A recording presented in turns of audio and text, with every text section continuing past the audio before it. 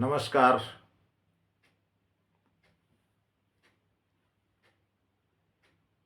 चंद्र ग्रहण शरद पूर्णिमा को है।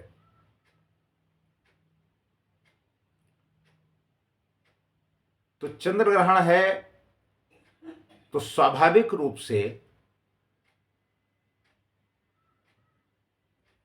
कुछ जातकों के लिए सकारात्मक होगा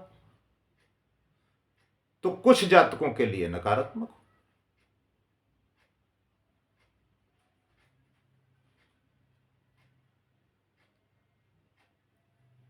और जो लोग ये कहते हैं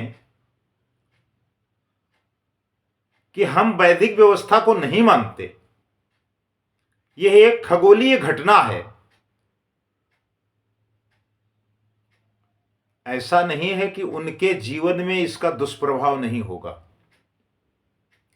होगा, उनके जीवन में भी इसका दुष्प्रभाव, लेकिन वो अपने को समाज से भिन्न दिखाने के लिए इस तरीके की उल्टी सीधी बातें करते हैं। और जो लोग ये कहते हैं कि विज्ञान ग्रहण की घटना को नकारात्मक और सकारात्मक दृष्टि से नहीं देखता है, उस तरह के लोग भी फोन करके हमसे पूछते हैं कि गुरुजी इसमें क्या होने वाला है।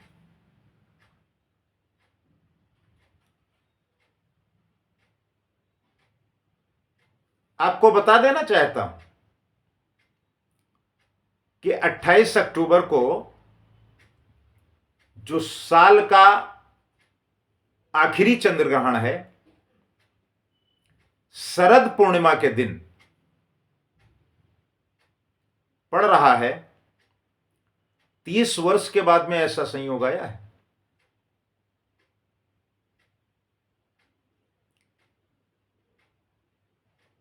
तो इसका कुछ विशेष ही महत्व होगा हमारे जीवन में। इस बात को आप निकाल दीजिए कि इसका कोई सकारात्मक या नकारात्मक परिणाम नहीं आएगा।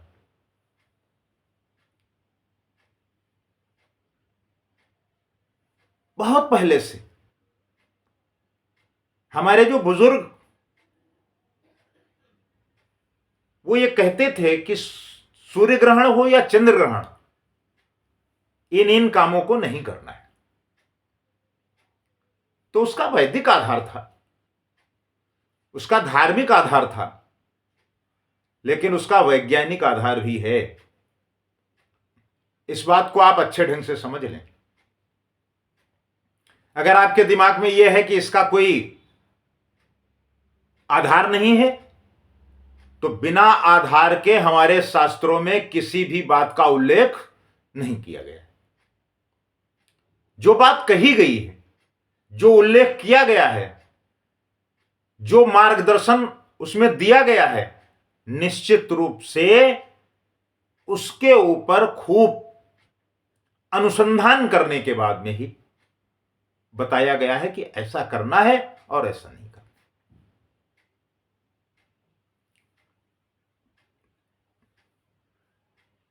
तो जो अद्भुत संयोग बन रहे हैं, तो कुछ सूर्य ग्रहण के दौरान भी था, लेकिन चूंकि सूर्य ग्रहण भारत में दिखाई नहीं दे रहा था, इसलिए उसका सूतक काल भी यहां नहीं माना गया। और चंद्र ग्रहण भारत में दिखाई देगा, इसलिए उसका सूतक काल भी माना जाएगा। और उसकी नकारात्मक और सकारात्मक ऊर्जा का जो दुष्परिणाम आएगा, उस पर भी विचार किया जाएगा।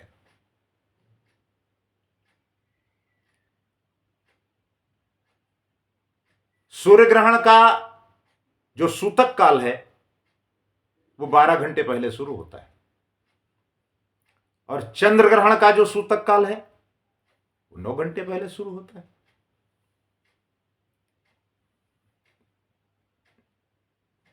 सूतक काल में बहुत सारी चीजें वर्जित हैं।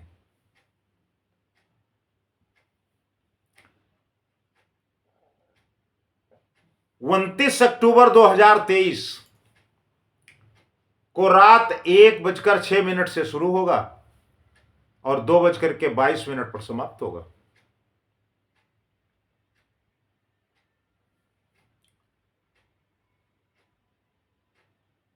और जो लोग इसको नहीं मानते हैं, खगोलीय घटना मानते हैं, फिर वो इस बात की जानकारी क्यों चाहते हैं कि खीर जो रखी जाती थी शरद पूर्णिमा के दिन, उसका क्या होगा? उस पर तो जानकारी आपको चाहिए ही चाहिए। क्योंकि अमृत बरसता है, वो तो आपको भी चाहिए। तो इसका भी ज्ञान आपको वैदिक शास्त्रों के माध्यम से मिला है। तो आप सकारात्मक और नकारात्मक दोनों ऊर्जाओं को ध्यान में रख करके अपना चिंतन करिए और इस पर विचार करिए। 1 घंटे 16 मिनट का ग्रहण काल है। तो अगर हम वैदिक परंपराओं और शास्त्रों में कही गई बातों को मान लें तो इसमें कोई हमारा अहित होने वाला नहीं।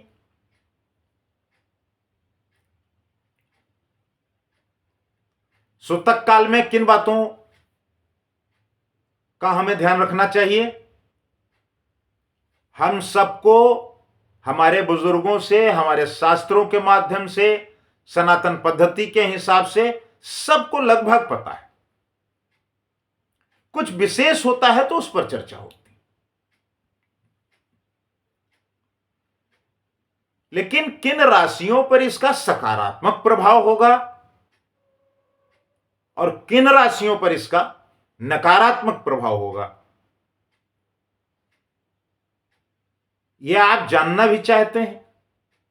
ऐसा नहीं कि आप जानना नहीं चाहते।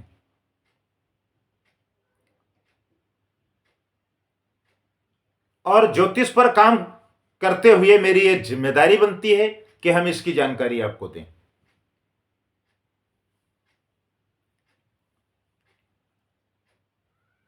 तो जिन राशियों के ऊपर नकारात्मक प्रभाव पड़ेगा, उन राशियों के बारे में भी हम आपको जानकारी देंगे, और जिन पर सकारात्मक प्रभाव पड़ेगा हम इसके बारे में भी आपको जानकारी देंगे।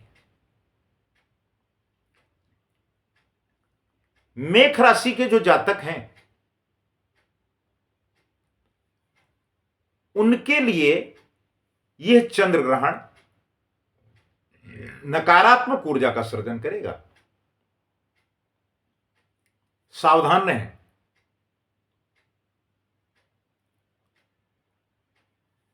मंत्र जप करें,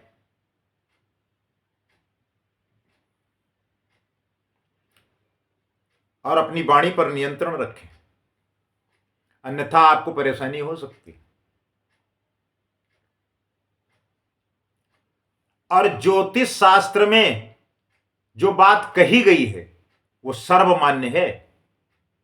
आप ये नहीं कह सकते हैं कि इस पर कोई प्रश्नवाचक चिन्ह लगाया जा सकता है।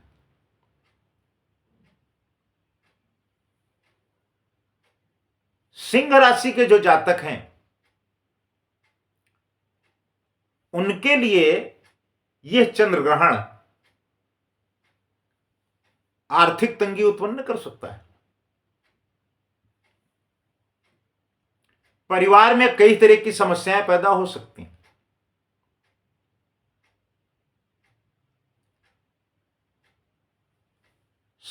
शरीर अस्वस्थ हो सकता है। मानसिक तनाव में आ सकते हैं। इससे आपको बचने की आवश्यकता है। वहीं मीन राशि के जो जातक हैं उनके लिए भी इस चंद्रग्रहण कुछ समस्याएं पैदा कर सकता है। बिना सोचे समझे अगर आप कोई फैसला लेते हैं, कोई काम करते हैं, तो आपको नुकसान हो सकता है। इसलिए बहुत सावधानी से काम करें। ये तो बात थी उन राशियों के लिए जिन राशियों के लिए ये चंद्र ग्रहण नकारात्मक ऊर्जा का सृजन करने वाला है। अब कुछ राशियां ऐसी हैं जिनके लिए ये सकारात्मक है, जैसे सिंह राशि। सिंह राशि के जो जातक हैं उनके लिए यह ग्रहण अनुकूल वातावरण पैदा करेगा। अगर आपके परिवार में किसी भी प्रकार की कोई कलह है, कोई विवाद, कुछ ऐसा चल रहा है, तो उससे आपको निजात मिल सकती है। वहीं जो हमारे विद्यार्थी हैं वो किसी अच्छे संस्थान में अगर अपना एडमिशन चाहते हैं, दाखिला चाहते हैं, तो उनके लिए भी बहुत अनुकूल समय है। वृश्चिक राशि के लिए भी बहुत बेहतर समय रहने वाला है। व्यापार में आपको लाभ मिल सकता है। अपने कामों में आप बहुत सूझबूझ के साथ आगे बढ़ें और अपने बड़े बुजुर्गों का सहयोग लें। आपके पद प्रतिष्ठा और सम्मान में भी बढ़ोतरी हो सकती है। सरकारी योजनाओं का भी आपको लाभ मिल सकता है। वहीं जो हमारे धनु राशि के जातक हैं उनको शुभ परिणाम देखने को मिलेंगे, लेकिन अपने जीवन साथी से मशविरा करने के बाद अगर काम करेंगे तो अच्छी बात है। आय में वृद्धि होगी, विद्यार्थियों की बौद्धिक क्षमता बढ़ेगी, परिवार में सुख समृद्धि का वातावरण बनेगा। तो जो हमारे मकर राशि के जातक हैं इसके लिए इस ग्रहण का थोड़ा सा मिला जुला असर रहेगा। बहुत अच्छा परिणाम नहीं आएगा, अगर तो बहुत खराब परिणाम भी नहीं आएगा। सोच समझ करके अपना काम करें और आपके मन में जो प्रतिस्पर्धा का भाव है उसकी कार्यक्षमता में वृद्धि होगी। कुंभ राशि के जो हमारे जातक हैं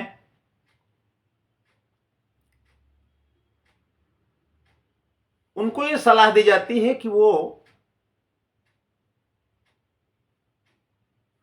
सबको साथ लेकर चलने की कोशिश करें और उन्हें किसी भव्य आयोजन में सम्मिलित होने का अवसर मिल सकता है। पारिवारिक मामले अनुकूल रहेंगे और घर में किसी अतिथि का भी आगमन हो सकता है।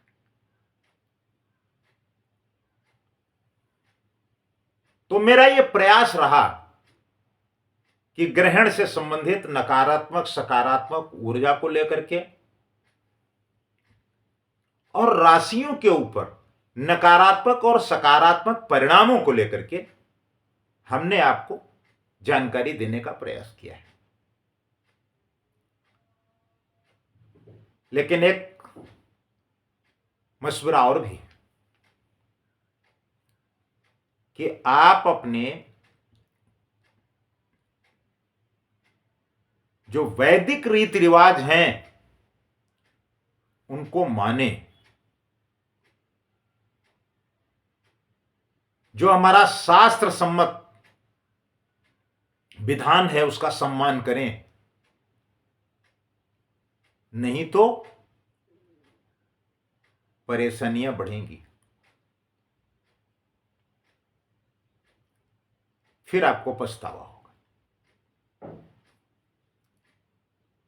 आज के लिए बस इतना ही। फिर मिलते हैं किसी और बिंदु के साथ। हमारे नए वीडियो को प्राप्त करने के लिए आप हमारे चैनल को सब्सक्राइब करें। आपका स्नेह और प्यार जो हमें मिल रहा है उसके लिए आपको बहुत बहुत धन्यवाद, बहुत बहुत साधुवाद।